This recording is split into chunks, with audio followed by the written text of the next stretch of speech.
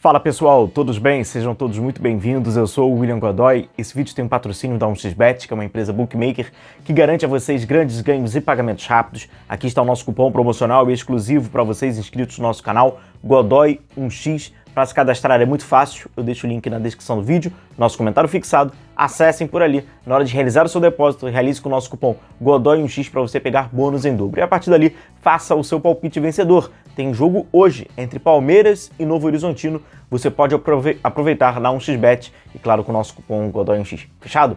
Aqui, galera, essa aqui, ó, é a lista do Flamengo dos inscritos, né, da Conmebol Libertadores, da primeira fase. E, naturalmente, né, cara, quando a gente vai lá, ó, número 10, o Gabi, né, o Gabigol está inscrito aí, então tem todos os atletas, tem a garotada, né, enfim.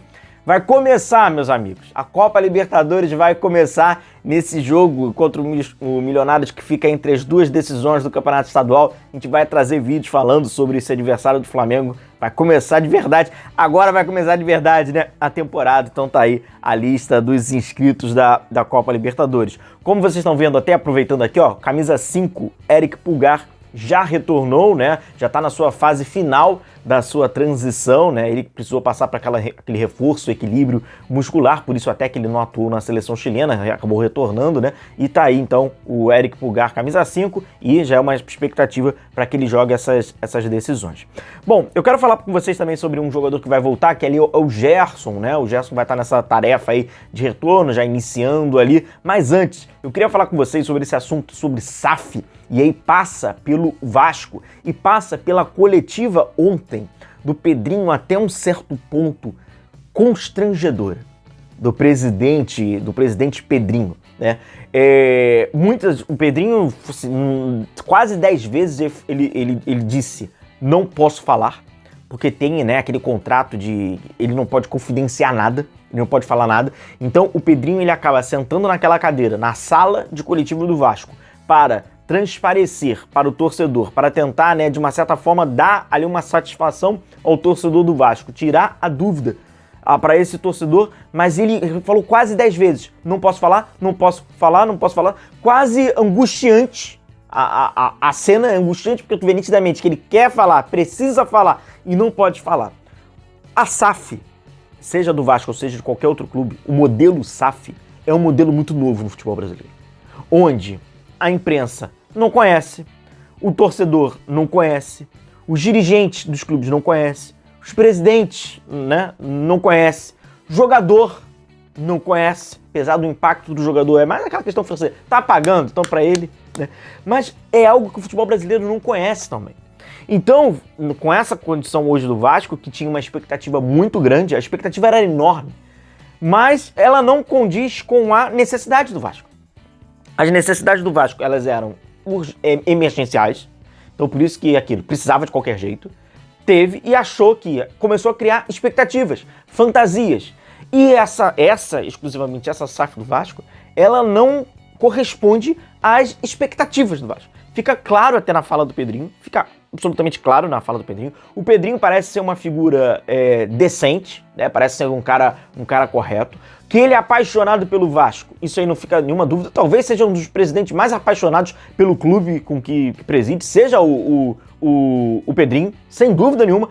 Agora, até mesmo por isso, você vê nítido uma angústia do cara, que não pode falar, precisa falar e fica nessa situação. Então, assim, uma confusão, cara. O Vasco entrou numa confusão nessa SAF 777 aí, que não está correspondendo às necessidades emergenciais do Vasco. A princípio correspondeu pela questão financeira, mas quando a gente fala de questão esportiva, não tá. E o Pedrinho até fala porque se fosse para médio e longo prazo, eu conseguiria. Não precisaria da SAF, que é o famoso mal necessário para a condição do Vasco. Cara, delicadíssima a situação e angustiante a situação lá do Pedrinho.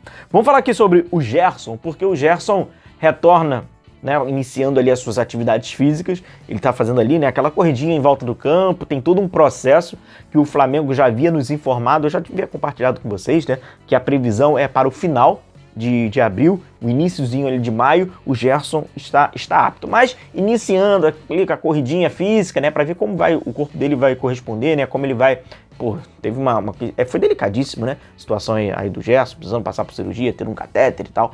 E aí o Gerson, então, voltando com as suas atividades, né? Agora aeróbicas. Pois bem, quando o Gerson tiver, de fato, à disposição do técnico Tite, ele vai precisar ser mais coringa do que nunca, né? O Flamengo, com a ausência ali do Gerson, com a saída do Gerson nesse intervalo, ele conseguiu se acertar e se encontrar muito bem com um jogador extremamente dinâmico, que é o uruguaio De La Cruz. Assim, entrou, parecia era o ponto que faltava, né? Primeiro que tem uma condição, a facilidade e a velocidade de adaptação do De La Cruz. É completamente fora da curva.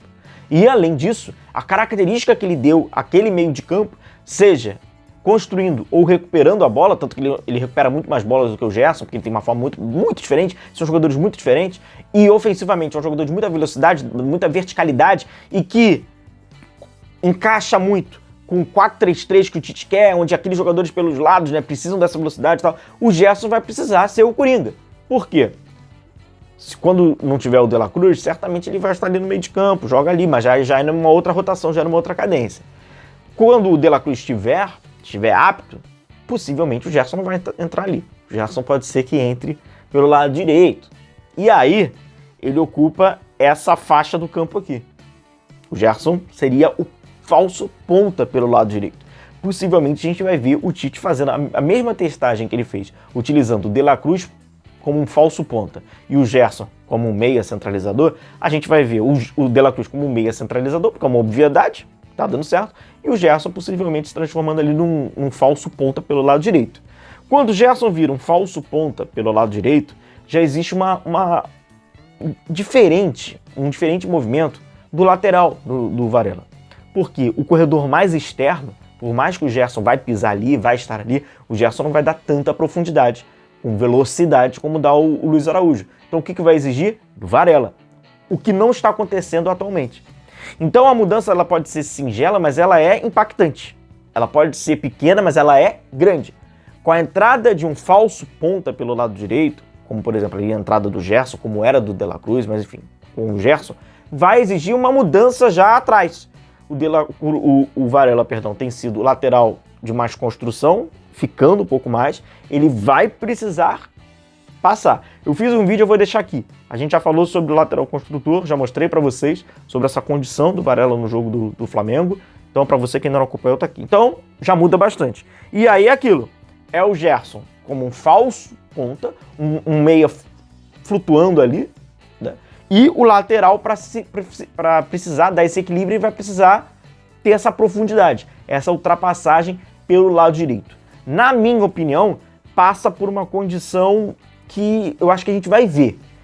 Se o Tite encontra De La Cruz e Gerson jogando juntos, como estava sendo, ele vai precisar fazer uma adaptação agora no Gerson e não no De La Cruz, como a gente estava vendo anteriormente, porque o campo, o Tite não diz que o campo está falando? Então, o campo deixou bem claro, o campo gritou que o De La Cruz por dentro deu uma outra dinâmica para o Flamengo. De qualquer forma, são muitos jogos, óbvio, então o Gerson vai ser importante também jogando por dentro, mas se o Tite idealiza aqueles jogadores, teoricamente, os principais, os titulares, hoje vai ser o De La Cruz, com a sua dinâmica lá por dentro, e a gente vai voltar a ver o Gerson como jogava, até com o Sampaoli, né? Mas pelo lado, e ali pelo lado direito, sobrando talvez para o Luiz Araújo, mas não é tão simples não, porque o Luiz Araújo tem algumas questões táticas que o Gerson vai precisar cumprir e talvez ele tenha dificuldade. Vamos ver como é que vai ser esse encaixe. De qualquer forma aí, retorno do Gerson, já dando as suas voltinhas no campo, o Flamengo planeja ele para o final de abril, e o retorno de Eric Pulgar já para as decisões do Campeonato Estadual e principalmente para esse jogo aqui, né?